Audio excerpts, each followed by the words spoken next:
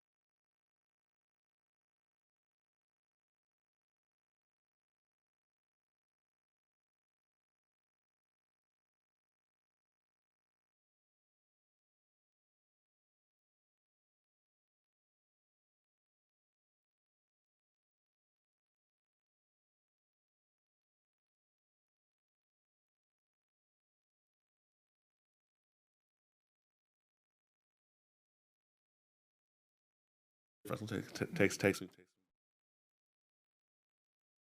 City of Tarpon Springs Budget Advisory Committee, Thursday, January 23rd. Roll call, please. Chair Banther?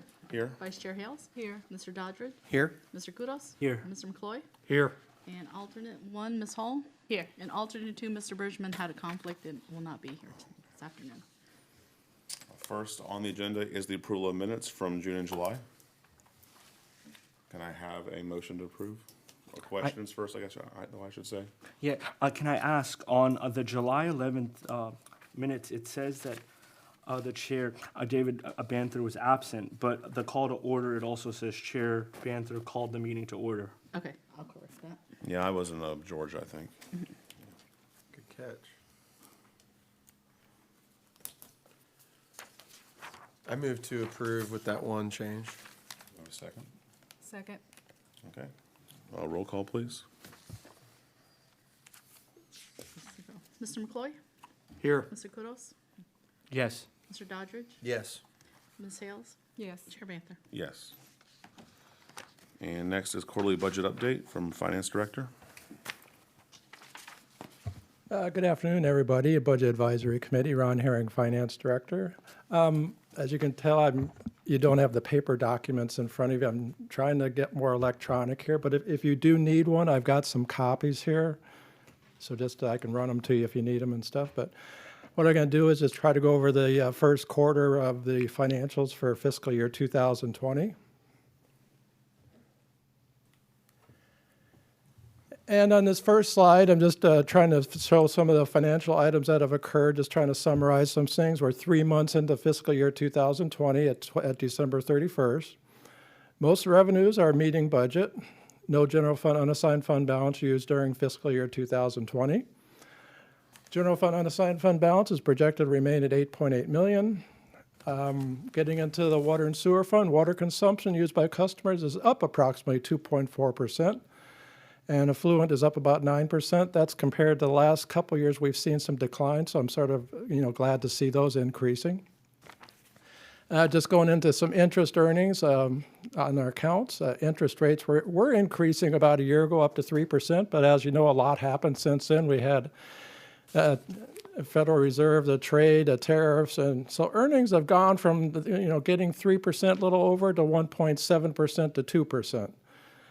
Rates of... What did you estimate when you were putting your budget together on that? Well, back then when we were working on the budget, we were seeing the declines already. So we'd gone from 3%, the Federal Reserve had reduced it. So we did about 2% is what we budgeted in the financials. So we're getting, rates have leveled off. The Federal Reserve has said that they don't foresee any rate cuts this year, but you never know, something can happen and they could go one way or the other. And my last bullet, just to mention, for investments, they must comply with the investment policy. Going on to some other things that I have notated during the year, construction activity has increased, which is good. Permit fees and impact fees coming in over budget at December 31st. Instead of being at 25%, we're right around 28 to 30%. Marina fees have increased. On December 3rd, it went before the board. They increased the marina fees, projected on maybe another $30,000 annually. So operating revenue is projected to equal expenses now. So, the Marina Fund's about a $100,000 fund. So I'm hoping that, usually they've been on the short side. So right now with this increase, we're hoping that, revenues will cover the expenditures. I know I keep mentioning the SAFER grant with the 4 paramedics. This is the last year of it. And next year we'll be totally funding the $400,000 in the general fund for the 4 paramedics. Just to mention a consulting services that was approved for health, dental, life, wellness, life, and long-term disability for 3 years. Total cost of $369,000. The status is bids are going out in about the next month to go out for bid on the health insurance. And I just want to mention Hurricane Irma again. I know it's been a couple years, but it seems to be ongoing. Category B was emergency preparedness, $412,000. Category A, debris removal, $1.2 million. And I'm happy to say that we're getting about 96% of the expenditures back. The only city cost is going to be about $78,000 that we won't get reimbursed for. And if any time you got any questions, just throw them out to me and stuff. Ron,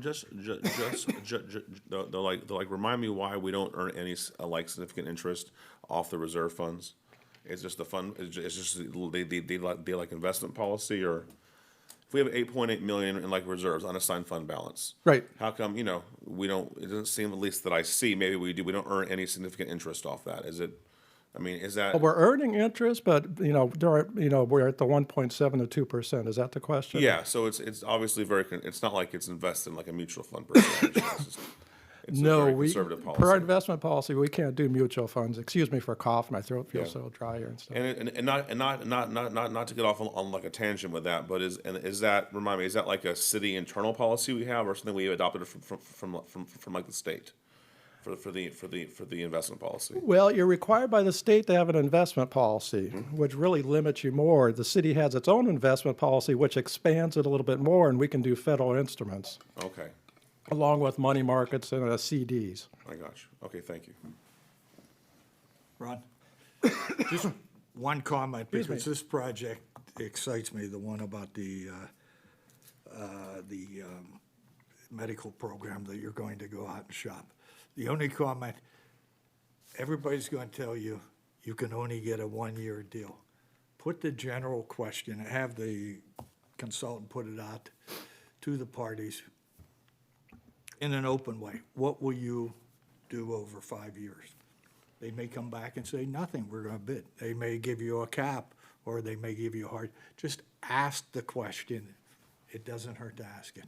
The question being going over 5 years versus 3? Well, I'm saying, they'll give you next year's quote, but what will you do for me For the following years. for the following 4 years? Again, might be worth a nothing. question. Might be year to year. They might cap it at something. The best, maybe they'll give you a hard rate. You have a good package of business to offer the insurers. So it's You worth have a asking the good question. package. Yep, now's the time to ask. Yeah. And maybe I just finished with Hurricane Irma. I just want to put in a little, our assistant finance director put in tons of work. I can mention the times that's been involved with her tracking all this. So I give a lot of appreciation to Michelle Mims, our assistant finance director. Plus, for all her time, we get some admin fees, about 5%. We're going to get $90,000 back that we can use towards something hurricane related, a generator, or maybe a bus to tote people, handicap and stuff. So that's nice. We're going to get, well, the federal FEMA's going to get, try to compensate us for all the admin time. So it comes about $90,000. A couple other little items. Fire ladder truck. It's going to come in about March, April 2020. Our first payment on the 5-year lease will be due a month after we're satisfied with the truck and its delivery. The annual payment's $239,000. And the first budget resolution for fiscal year 2020 went before the board in December. Other items, the internal auditor who works for the city presented 2 audits to the BOC back in December.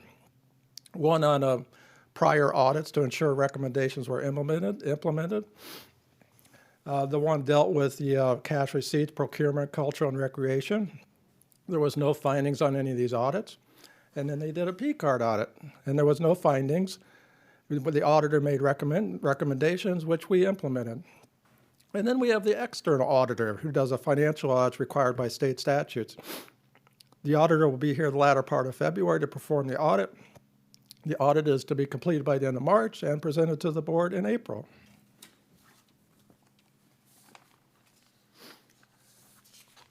Starting to get into some of the numbers here, and I'm hoping you all can read this.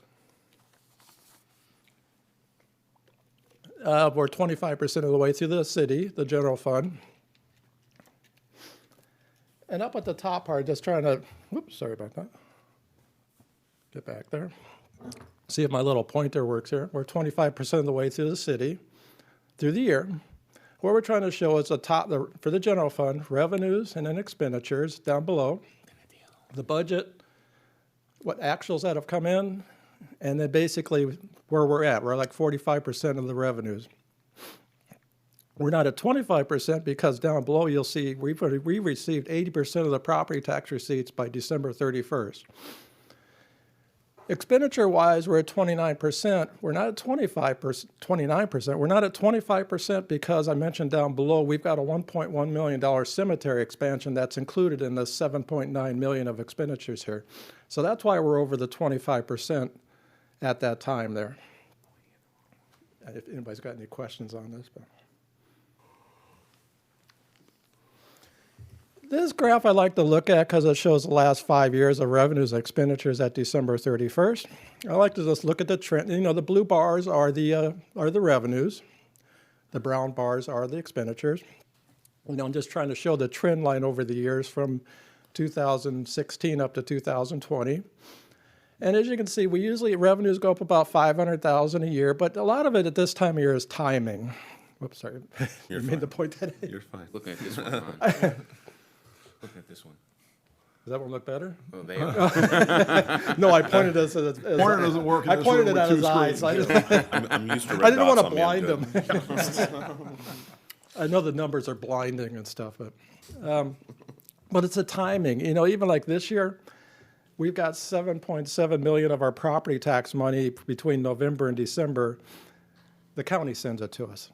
But at this time last year, we only had $6 million, so they were sending more money a little bit quicker, which is good. We got more money into our account, so that's why, you know, in 2020 we had 11.5 million versus 10 million back in the previous year. So we're about 1.2 million more that they sent us this year than last year.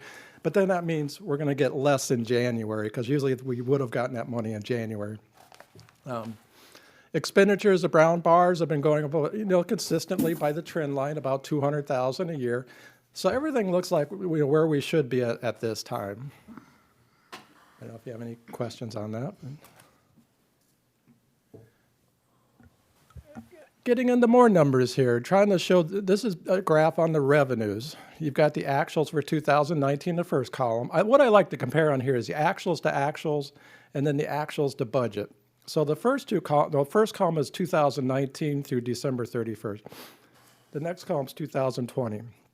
So the third column over the green heading here is a difference between the actuals, where we're at compared to last year.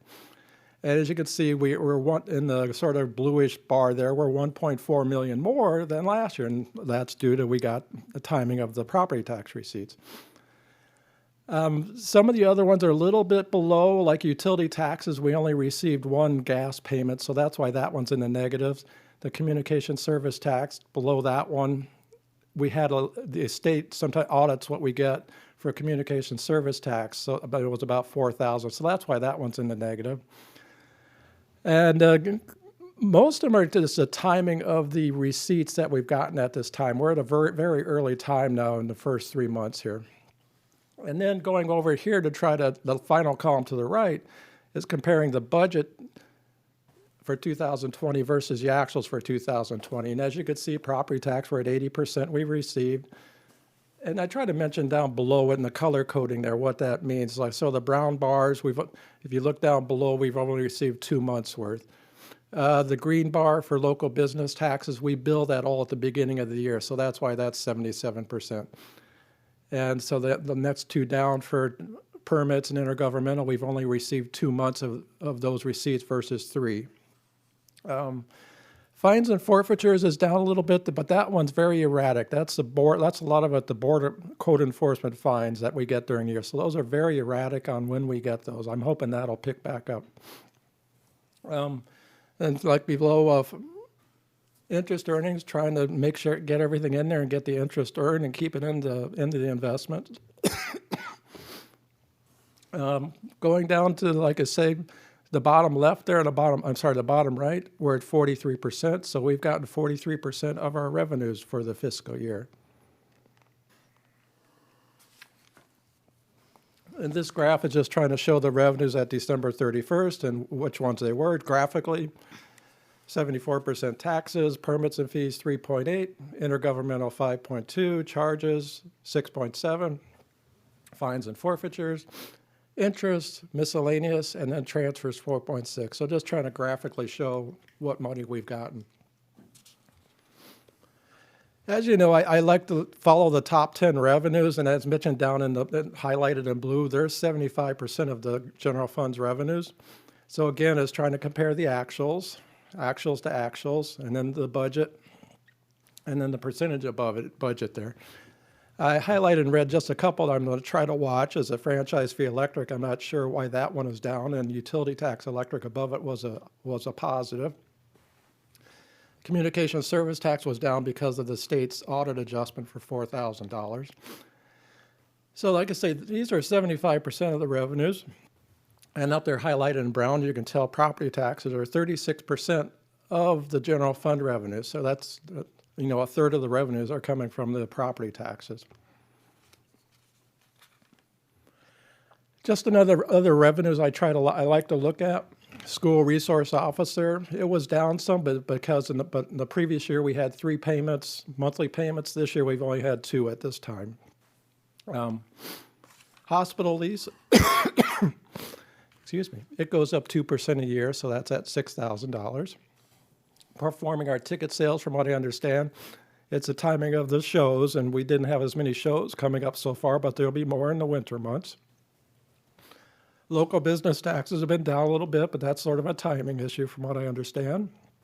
And then here's code enforcement fines, which, like I say, can be erratic, but we can get one claim for a large amount, which will bring that revenue back up. Getting into the general fund expenditures by category, like I say over here, we got the different categories: personnel, operating, capital. Again, it's comparing the actuals 2019 to 20. And then the difference. And then comparing to the budget. And as on the far right, you can see we're running right on course. We've got for personnel services at 25%, operating 24%, and capital at 21%. We've got a couple items, larger ones, that haven't been expensed yet, so that's why it's not at 25%. 16% for grants. We've got some grant money that hasn't been spent yet. And the transfers is mostly the transfer to the SAFER grant, but we usually do that at the end of the year.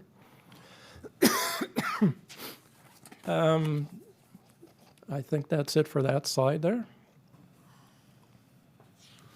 And just graphically, just showing the expenditures, personnel is 73%, operating 25%, and capital 1.8%, and grants and aids 0.1%.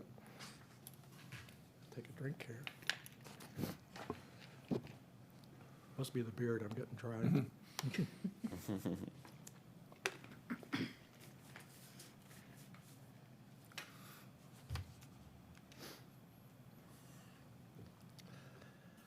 And just so you know, more numbers for you to look at. I know, but I live for numbers, Dollars and cents. I came in here, and after going over this thing I shouldn't say 4 or 5 times, I don't know if I started to bore myself. No, all these numbers. You didn't fall asleep, did you? No. Can I ask a question? No, push the numbers aside for a second. Oh, no, not one of these questions for Yeah, Claire. no. I know we're only 3 months into it, and timing is, does anything jump out to you at this point where revenues are well under what we projected, or expenses are way over? Does anything rock you? Well, as you can see, expenses on this slide are in line. I'm not worried. We're at 24%, so we're doing good expense-wise. Right. Revenues, like I say, most of, major revenues are hitting their mark, except back here we had, in red, we had the franchise fee electric. And I wanted to try to follow up on this to see why we're down on franchise fee electric, because that's our third biggest revenue. Okay. That one, communication service tax, it's been on the decline since a lot of people are going away from the landlines and stuff. The code enforcement, I wanted to follow that, but hopefully that'll pick back up because we don't know. It's not a regular amount of money we get every month. It just depends on the cases that get filed. And any other revenues? No, fortunately, nothing else. It's early, but nothing really major yet. I like to see permit fees being up a little bit. Last year they were down some at this time, so they're up a little bit. On the communications revenue, you mentioned landline, so on cellular phones, we don't get any on that? Yes. We do get that? It's on the cellular phones, Okay. yeah. It's a lot of the landlines. If you have a phone at home, Yeah, they've had both, and they, yeah. Right. Okay, Clary, made me lose where I went. I apologize. No, he's used to those questions because when he gives those big presents, I do like, okay, give me the bottom line. What's good? What's Give me the bad? big So picture. he's used to those from me.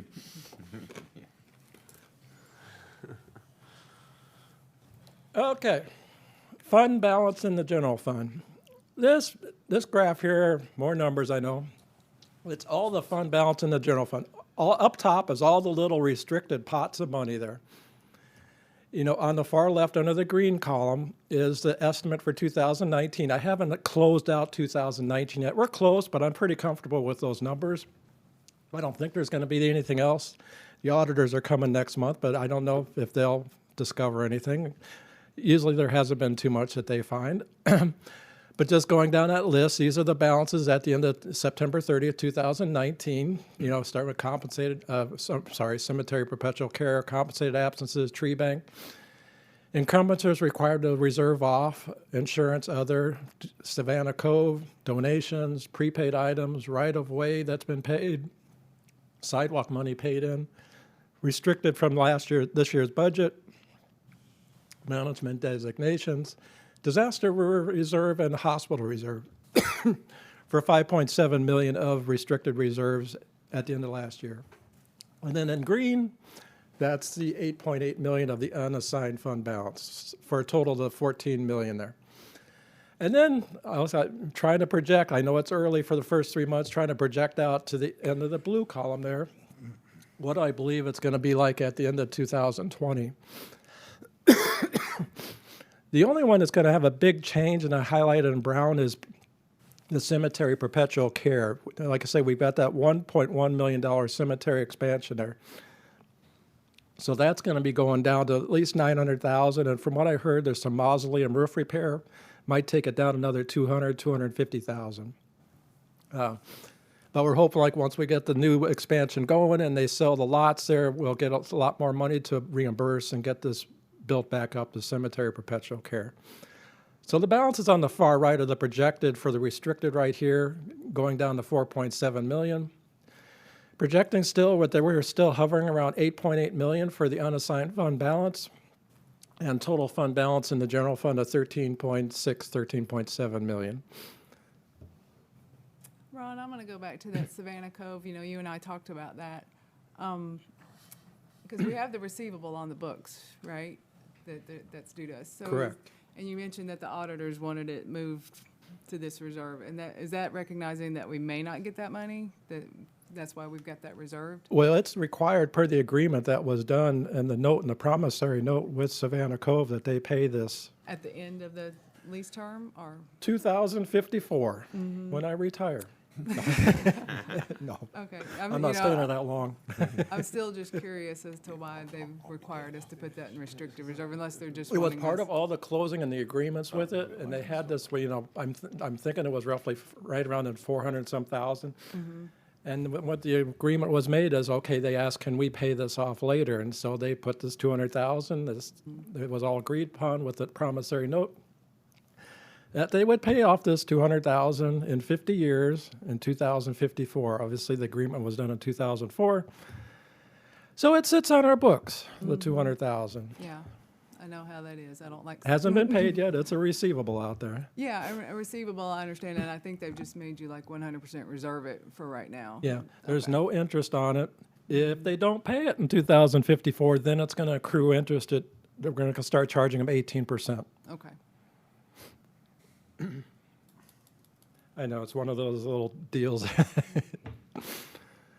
A little bit water and sewer fund, sort of like the other spreadsheet we had for general fund, just showing, at 25% of the year through and the revenues up top, expenses down below, the budget at 22.6 million.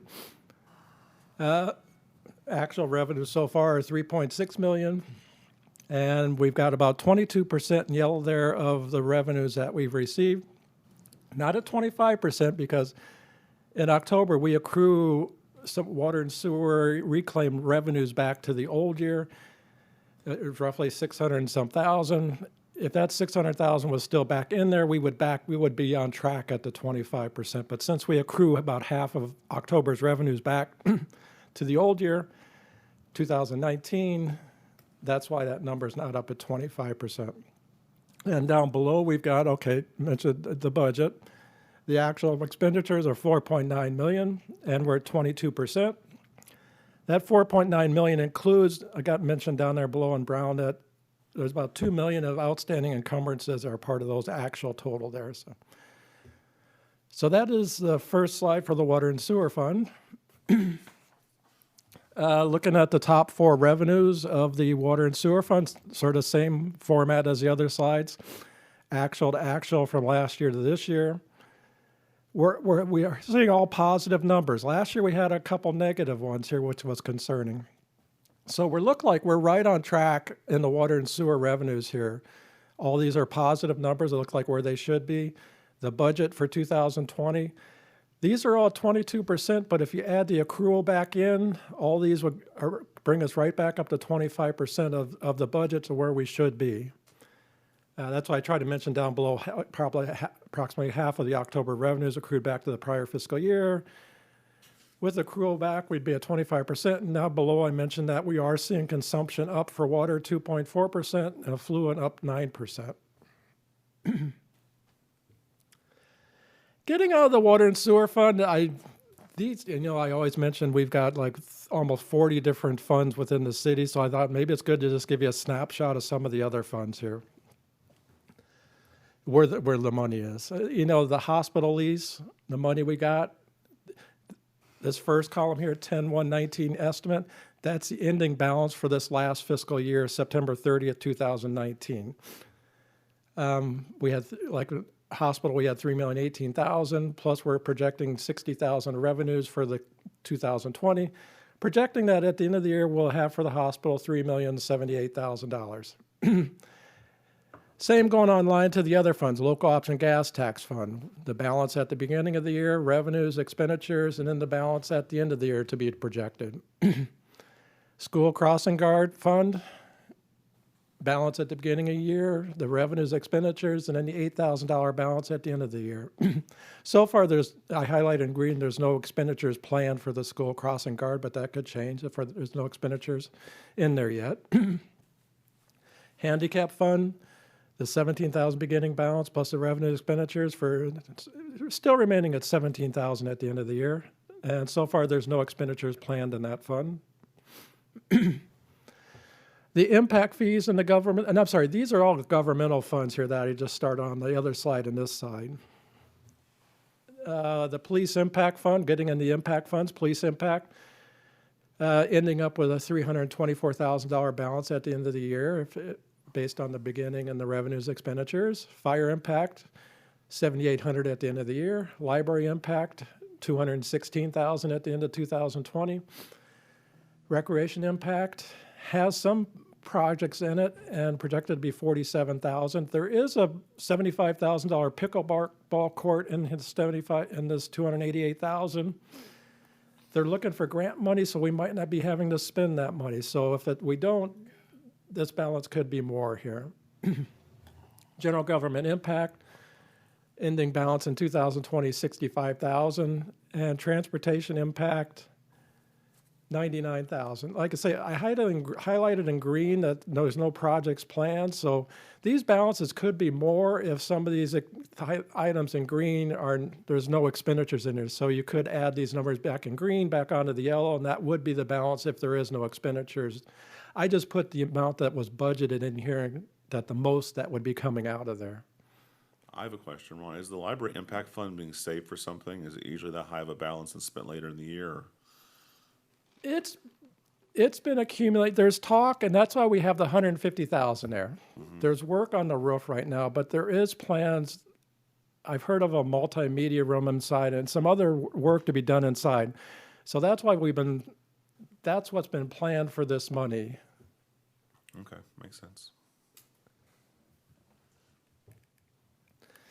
Some of the other governmental funds, federal equitable sharing, and I won't go through, like you already know, this is the beginning balance of revenue expenditures. And the federal equitable sharing is money we get from federal government for the forfeiture funds, 98,000 projected. SAFER grant will be done by the end of this year for the 4 paramedics. Public art fund, projected to have a balance at the end of the year, 104,000. The expenditure here, there's nothing been designated yet, so maybe this balance, 104,000, could be more.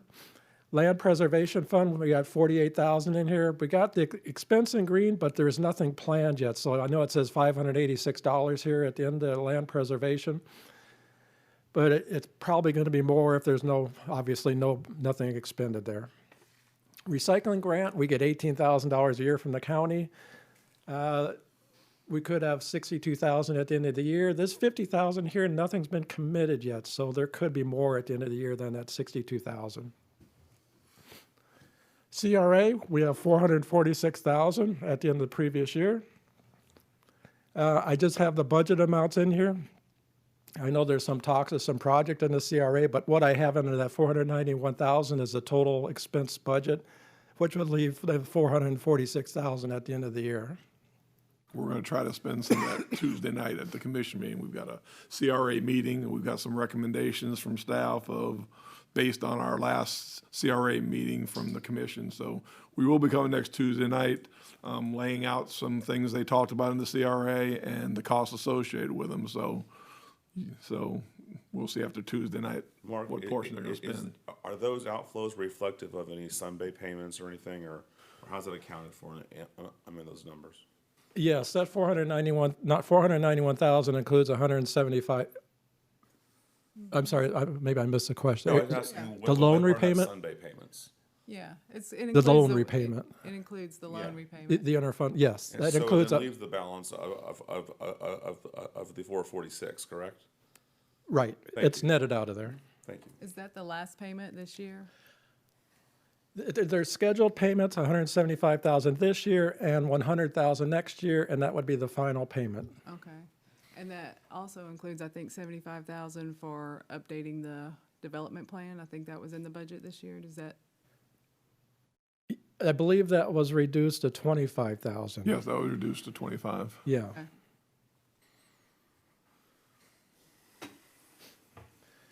And some more funds.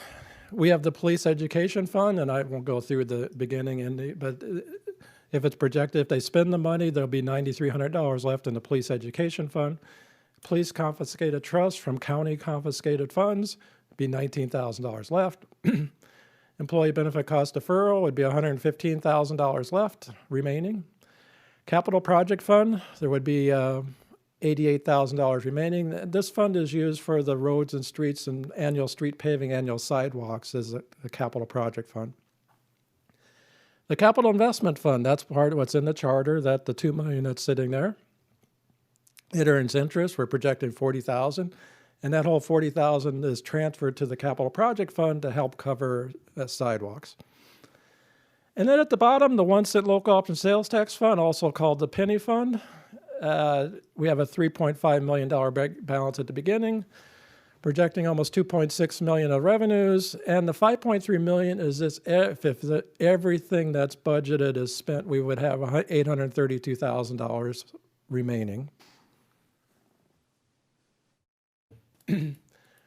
Jumping over, we have governmental funds. Now I'm getting into enterprise funds, like water and sewer. These are the other enterprise funds. They're like business type funds. We have some impact fee funds, the water and sewer. The sewer impact fund is projected to have $936,000 remaining at 9/30/20.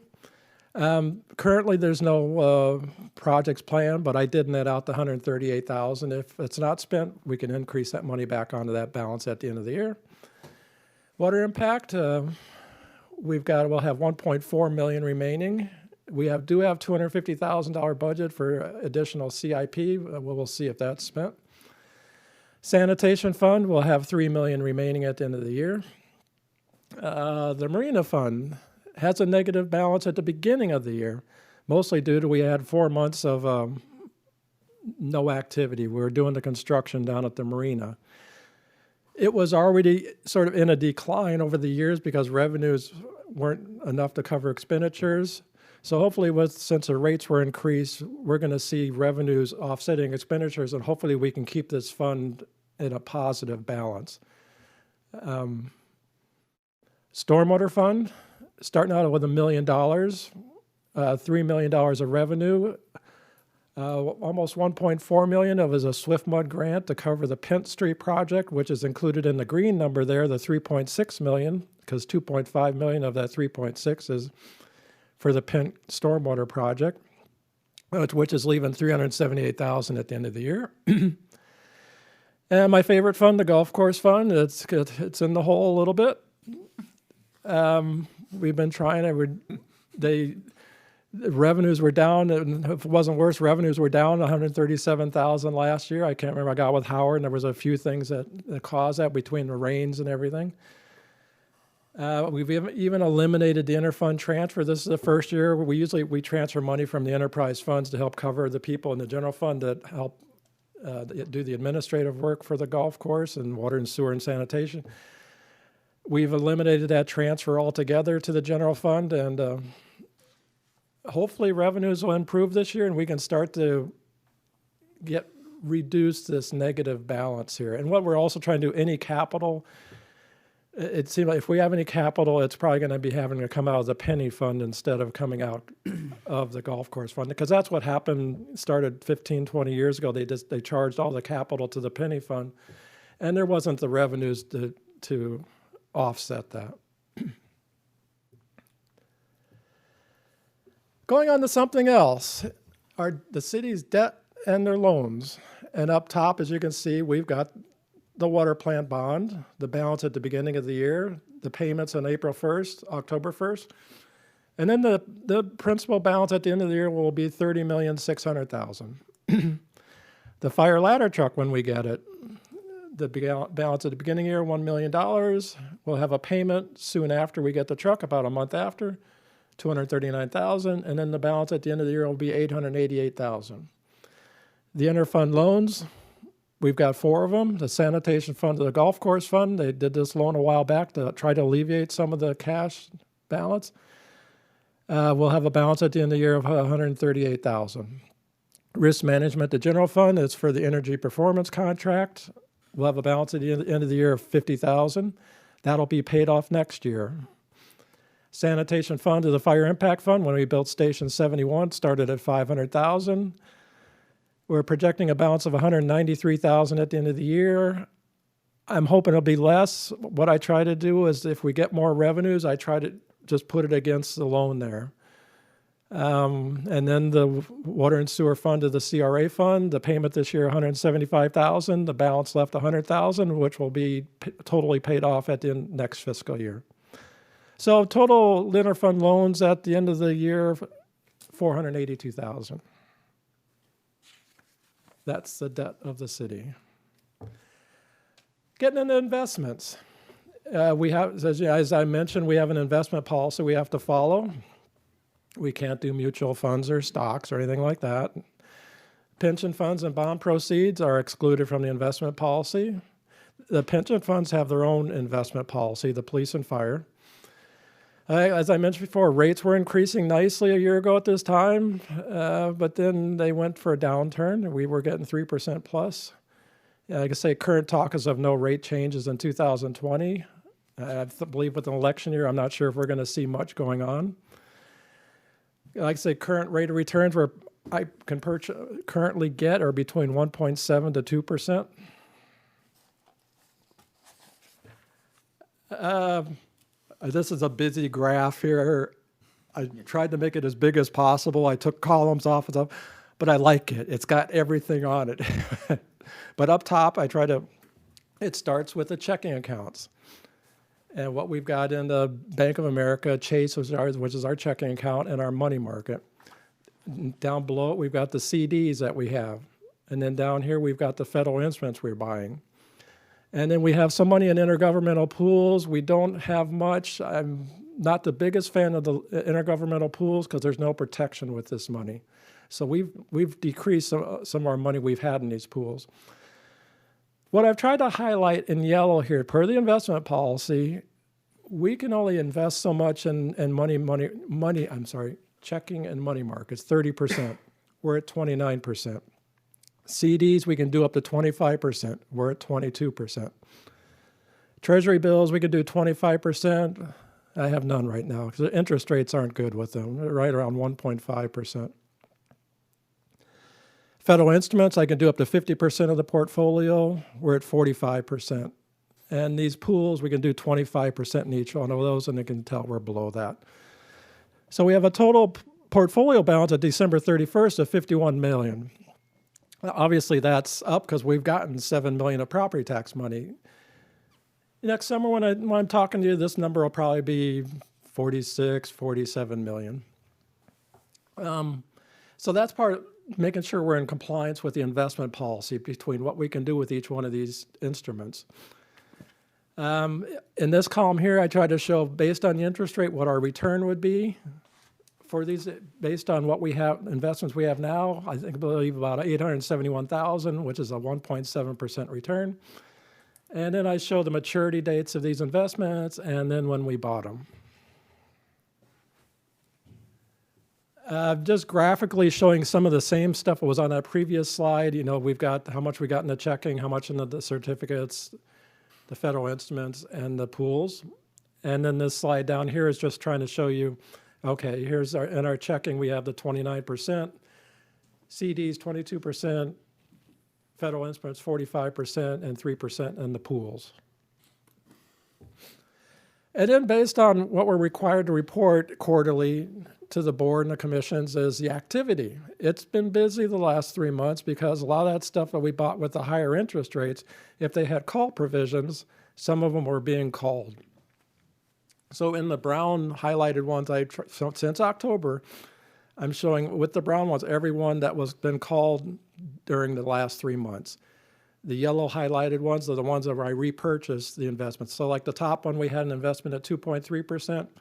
When I went back out to buy an investment, the best I could do was 1.82%. So going on down the line with these.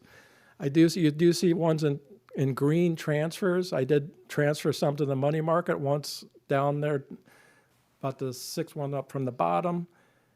The rates weren't that great, so at that time, I transferred to the money market, which was paying 1.85% at that time. I don't like leaving money in the checking account in Chase. In fact, we got 4.4 million there right now. I think I didn't mention that before, but I usually try to keep 3 million in there, but at the end of December, we had an investment that matured. I left the money in there because I knew I was going on vacation next week, and I also knew that we didn't do a check run the last week with Christmas. So I left a little bit more in there to cover where we're seeing the expenses are coming out now this month. So that's why that checking account was at 4.4 million. Sorry, I digressed on this, but trying to explain that. But I tried to, when we got these property tax receipts of 7 million, I tried to right away just send them to the money market. So that's in the green, that's those transfers. When we got that receipt, that same day we were sending it to the money market account. That wasn't the end of it. This is the remaining of what's going. It was busy for this month, the last 3 months. But again, some purchases of some CDs in the middle of December. Some matured, another transfer to the money market of property tax receipts.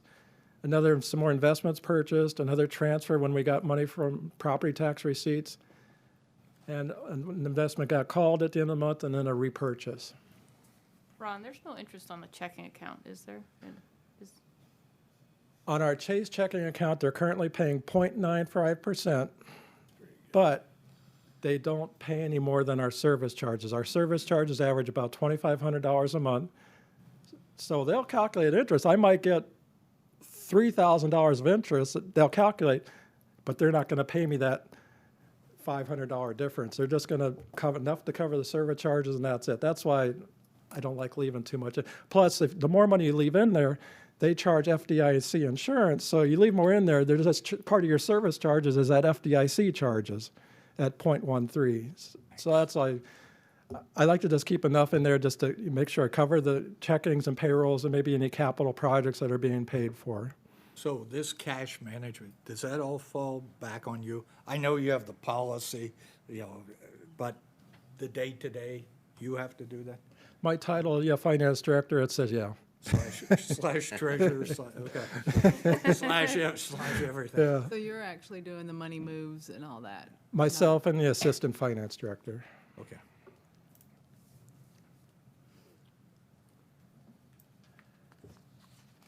I know this is another involved slide, but what it started out is up at top, and here again, I'm trying to show the cash and the money markets and checking. There's that 4.4 million, which is more than like I said, I don't like to have in there. Because I say they only pay up to the cover charges of the bank service charges. Like I say here, the money market is currently at 10.5 million. With all the property tax receipts going on and everything being called, I was just trying to see what's going to happen in the next month or so. Are rates going to go up, or where are they going to go, up, down? But I would like to reduce some of that in the money market. It's currently paying 1.55%, which is it's not bad, compared to the 1.75 and 8 I can get on other things, but it's safe. And everything in this top category up is collateralized by the state of Florida, along with the FDIC. In the middle graph, what I was trying to show here, I'm trying to pick which graph might look the best and stuff. We've got the CDs here, and what it's trying to show the amount that it's invested. Put in if it's 1 million, 2 million, 3 million. The maturity date's down here, and these green bars are saying, okay, like right here in the middle, there's 3 million that was invested in this CD. It matures in June of 2020. Over here showing the interest rates. I know you can't really, but that one was right around, these are all right around between 1.72 and 1.75%. So that's one CD, another CD right here, it matures in September, and another one next September. There's a couple here, you can't really see them, right in January 2nd and 3rd. They've already matured and we've already reinvested these. When I go out for CDs, since they're what's called QPDs, collateralized with the state qualified public depository, a lot of the banks that do it don't want to go out much farther than a year. I would love to say, okay, can you give me rates for a year and a half, 2 years? But they won't go that far. Down in the bottom graph is the federal instruments. I also, I have another one I call it my dot plot thing. So, but it's showing same thing, the dollar amount invested in the far left there, how much, 1 million, 2 million. That's those green bars showing, okay, this investment, and the maturity down there on the bottom is showing when, if you go up from that green bar or go down from there, that's when the maturity dates are. And then the brown line going across there is showing for those ones, that's what the interest rate is. If you go up from that bar, that's what that interest rate is paying, that investment is paying. What I try to do is, like I mentioned in the blue there, laddering is the approach that I like to do. So in case rates do go up, you've got things spaced out. So, okay, if rates go up, I've got this first bar matures in April, I can reinvest it, hopefully if it's a higher rate. So that's why I try to ladder them across the 3 years. Not sure if that's making any sense, but. Yes, it's like diversifying a stock portfolio. You just don't know which way the interest rates are going to go, so you just have to try to ladder them out. Can we go back to one, we were talking about the debt earlier. Is there any possibility to refinance for a better rate? Or is that On the not? water bond? You can't do that. We did it from 10 years. It's non-callable for 10 years. Okay. And I think that would put it up, I think it's 2021, because I asked him about that. We could start looking into it, in 2023. So, but right now, no. Okay, just wanted to check. No, I thought about that We when got the the rates were question going actually down from- and stuff, yeah.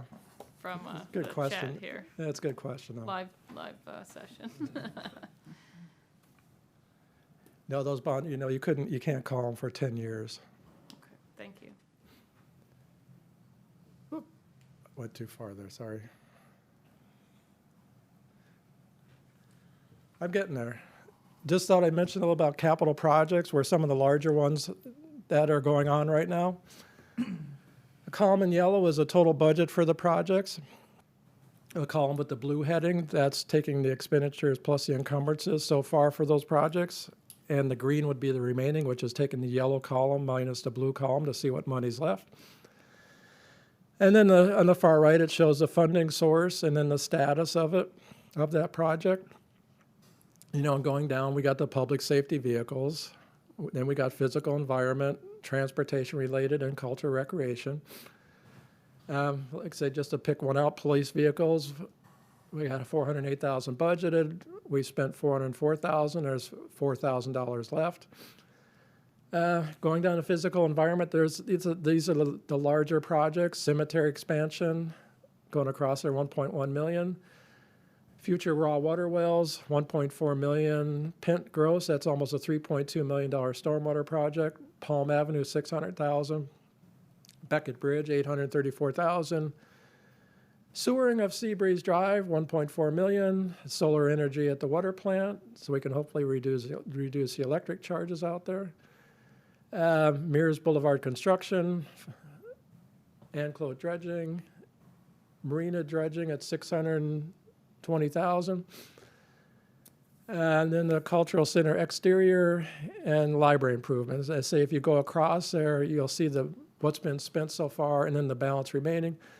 If you see the larger numbers here, some of these projects like the water wells, the Pent Grove Street, where there's nothing spent yet, they're in the process of going out for bid right now. I think that's the only one completed so far is the marina project at the 620,000. And this graph is just showing the capital projects by type: physical environment 73%, transportation 15%, cultural 8%, public safety 4%. Oops. Going on to some other stuff, we had one budget resolution in December 2019-41, the first one. The majority of it was to bring items from fiscal year 2019 that were not completed or started. These included outstanding purchase orders for items at September 30th, 2019. They were still in progress. Capital items that weren't started at all, there was no encumbrances. We brought those forward. And donation balances, we brought those forward. And the next budget resolution will be done we usually do it in June 2020 for other items that have come up during the year.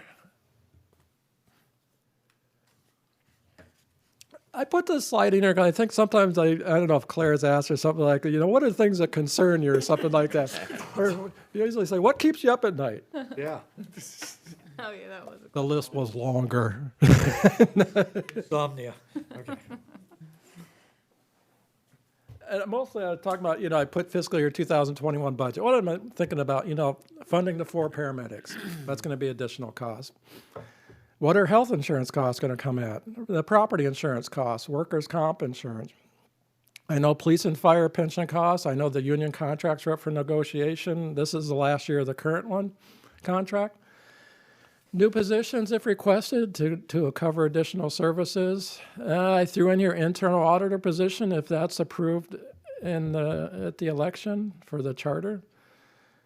Repairs and maintenance, with a lot of this electronic, computer-related and online services, I've seen repairs and maintenance just go up quite a bit the last couple of years with everything that people want to do on the system, computer-related and stuff, but you have maintenance cost on it. The economy, what's going to go on this year? Are the rates just going to stay the same? It's an election year.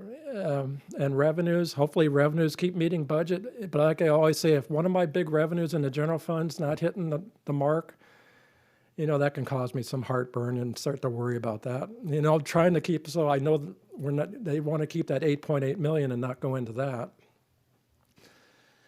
Property values, I'm hoping that they will increase. It was 6.3% last year. Hopefully, we will keep on the increasing ways.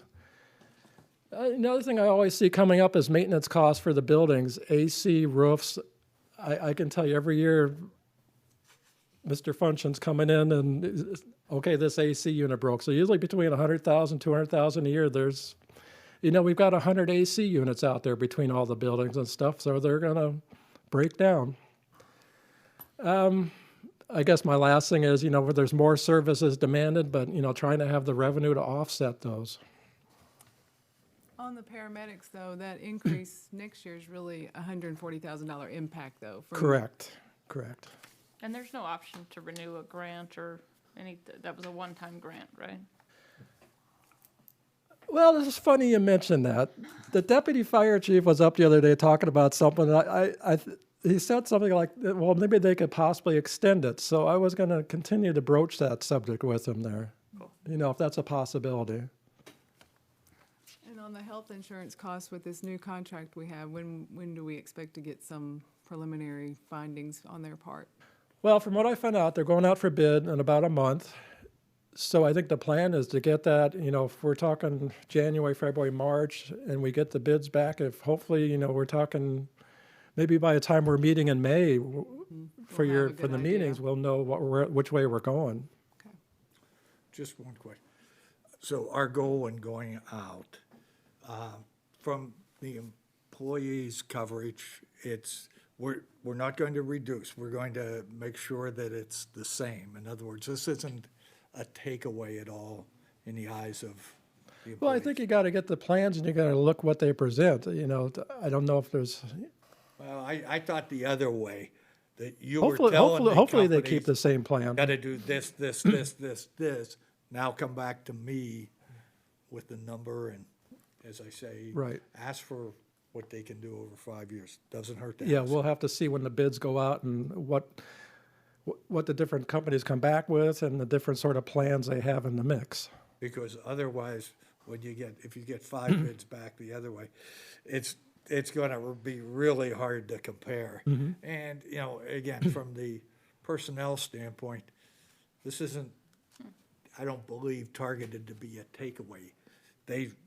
Chief should be able to look at his policy that it covers me exactly what it does today. Well, when the bids go out, they'll show us what the plan we currently have is what we'd prefer to have. I'll be shocked if we switch from the league. I know Mark knows I'm not the biggest fan of the Florida League of Cities, but I think this is more of a good process because it is our largest budget item, I think, outside of payroll. It's good to do every so many years, and I think it'll more so importantly help keep our current vendor, the league, honest, and make sure we're getting a renewal rate that's fair. But I would be surprised if we find, a comparable plan to what we get now with the league and one that we could trust will not jack us up in the future. But I think it's good practice. I most definitely support it. I like begged for it when I was on the commission. Again, hopefully it keeps our current vendor honest. Obviously, the biggest thing, and of course, I wasn't on the side of doing this, but because I thought we have the best price, the best benefit for our employees of anybody. And what I watch is Oldsmar. Oldsmar went away from the city. They did this exact thing we're going to do this year. And they got a good plan for a good price, but the benefits don't even come close to what our benefits from. But again, I've already seen that this will, how you say, inspire the league, because I think we are going to see, we've already seen some initial contact with, we're going to do some things that we want to keep your business. So I think on the good end that it will do that. But some of the other cities that done it, and I watched Oldsmar's closely. In fact, Oldsmar in their bid has the same company that we did. But it's always been a thing and of course it hurt us with them going out of the League of Cities, because that took away the 30% that they were paying for the clinic. And believe me, one time in staff, I kind of told everybody we probably have a 20% chance of keeping the clinic. But a lot of us did a lot of fighting, and the league came through and came to the middle, and we were able to keep the clinic for the year. But the clinic's going to be an important component of it. The Oldsmar plan did do some things they took out some co-pays for initial doctor's visit to be equivalent to the clinic. They offered some of the prescription medicines that no co-pay to help offset them not having the clinic. But if you put their health benefits for employees up against our health benefits for employees, it would be a tremendous drop if we did that. But we do think this is going to inspire some companies to come through and give us and hopefully we can keep the clinic. Because I'll tell you, that clinic for the employees is in some cases then a little extra money. They'd rather have the clinic. It's just we have people who never saw doctors before going to doctors. They just didn't go, didn't want to do the co-pays. And again, we found some employees had some problems that maybe they wouldn't, if we didn't have the clinic, maybe wouldn't have found them, because it was just surprising how many employees didn't have a primary physician. They had none. If something run wrong, they go to a minute clinic or they just find somebody to go. So, but hopefully with this bid process, we can do that, get the prices and keep the clinic incorporated in there, because it's probably the biggest benefit we do. So I'm hopeful this will inspire and we'll get some good prices, because there's competition out there, and that's the that's the thing of putting this out and making people compete instead of giving it to them. So. Competition does wonders. Yes, it does. Refresh me, when was the last time it's been a long time. It's been a while. It's been a long time. I know it's been a while. Okay. And again, my argument wasn't the process, but my argument was always, I know what the other cities Yep. from our city managers have. I know they're a lot less than ours, and whereas we don't, some of them pay more, some of them some other things, they can't touch our health benefit. And when you bring people in, especially these days, we've seen more before, in my day and even recent times, you just looked at the bottom, I get blank amount of money a year. But now people and families are looking at and are looking more when they're coming for a job. Right. And we've had someone take for less they can get somewhere else, but your medical bill, your family, that's going to far offset the little bit less salary in the mine. That's where I was trying to come from the employee standpoint. Mm-hmm. Push hard, because this should not be viewed as a takeaway. If they get this today, they should be getting that after the new program. Yeah. Well, again, from the signs we've seen, I think, and from the league one, I think we're going to get a good price. I think this Stay with the league. I'm hoping this is going to work out. I'm betting the house on it. Okay. Okay. Are you done, Ron, or you got more for us? Last slide. I know it's been grueling. I sat through longer, Ron. It's okay. I just thought I'd just briefly the budget schedule, in case in February we're going to start creating the budget packages. They go out to the departments in March. The department heads, they get most of the month of March to put in their budget requests. April, we'll get all those budget requests. We'll calculate the payroll, put in the capital, do the revenue projections, and then first part of May, we'll get a budget to the city manager. And tentatively, if we're still meeting on Thursdays, we got May 14th to 21st, 28th is usually maybe 3 days of you all meeting with the department heads on their budgets. And that's all I got. I don't know if I don't know if it's too much, or if there, I don't know if there's sometimes other stuff you want to see or something like that in some sort of form or something like that. Or numbers. Or numbers. No. Ron, I just want I could do that. That one chart about 20 back, I used to affectionately call them eye charts. So if anybody can read it. No, that was good. Okay. Very good. Any questions at all? Nobody? Okay. Number 3 is discussion to change the meeting day. I asked our city clerk about this. I believe, Michelle, you're looking for you said the third Thursday, maybe? Yeah, that was in an email to, I think, a response from the city manager. Again, we want to, now that we have this room, and especially, one of the biggest things for transparency, especially with the budget, is to have these meetings televised here.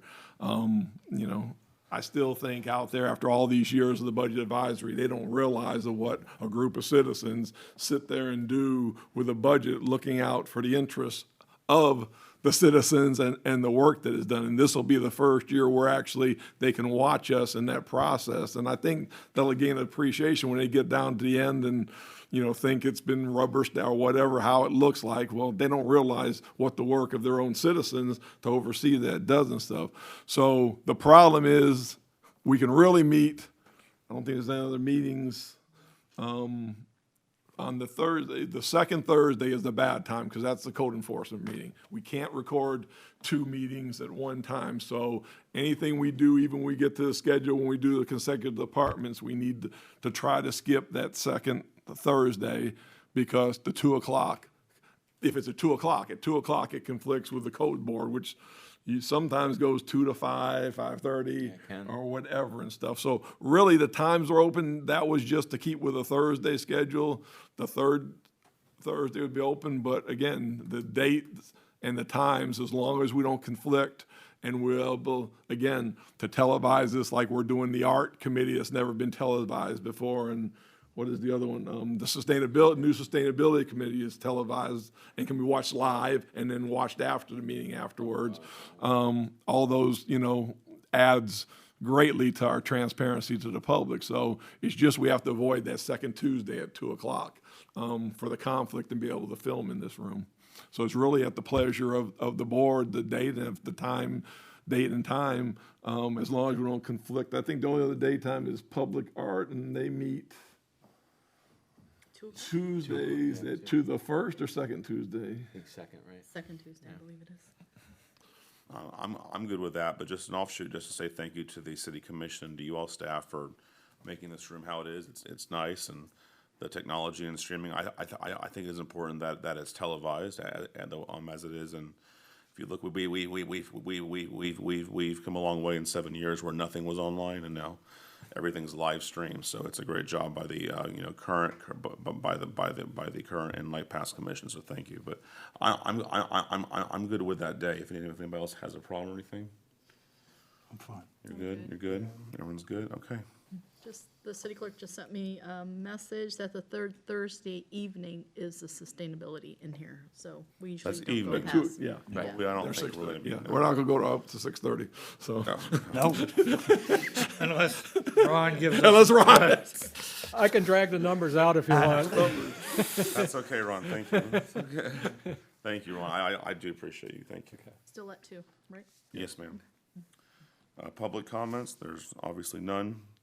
Staff comments, anybody, Michelle, Chief, Mark? No. Okay. Board, any board comments at all? Sir? Just one. When, I know it budget's down the road, you went into, presentations were overall very good. But just maybe a handful, you might have to coach them a little bit. Not the chief, his was good, his was fantastic. Oh, you mean, I was you mean ready to go. you mean the But make departmental sure that ones? they go into the numbers. There is the part where they describe what's going on in the department, but then make sure they go through their numbers. Most did, some didn't. You're not gonna be chief on that. You should have seen him glare at the staff, man, the chief, for what they had to compete against when they saw his presentation. He got some glares and stuff. I was fit to go after the chief when I saw the numbers. He had all the explanations, and good ones. It's much better than 2011 when I was on this committee, and I won't name names, but we had one just walk in and say any questions. So, trust me, it's come a long way. Can you also provide the printing cost? Because I think I was I wasn't here for that meeting where you provided the printing breakdowns. Yeah, we can get that You mean for like you. color and such? Yeah, color, Yeah. like leases, like that kind of, No, I those see kind what of you're things. Because I remember there was a lot of toner costs for ink, toner, things like that. But are they leases? And what kind of agreements do you have You're with talking the printer cost. printers? Yeah. Yeah, we can get that for you. Thank you. Anybody else, questions? All right, our next meeting is when, Michelle? Will be February 20th. February 20th, okay. Any future items that anybody has right now? None? Okay. We will adjourn at 3:09.